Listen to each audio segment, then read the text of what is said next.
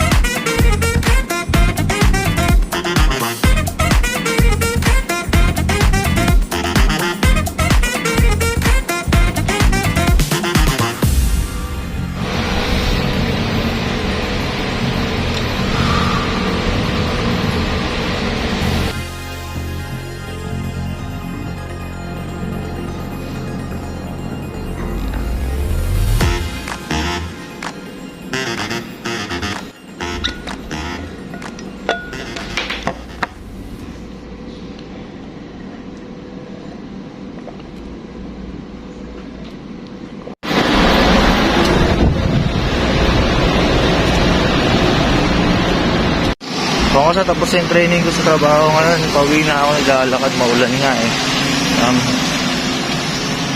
Naging makulit lang din ako kahit papaano dun sa isang trainer kasi pwede siyang kulitin. Pwede siyang sagutin ng kalokohan. Kaya ayos din. Nabuhayan ako doon yung after lunch na training. Ang kulit ng paglalakad ko, parang naninigas yung mga binti ko ngayon sa lamig. Siguro dahil hindi na ulit sanay. Tapos ang lamig pa talaga dito. Naninigas yung mga binti ko. Hindi ko maiyak mga maayos.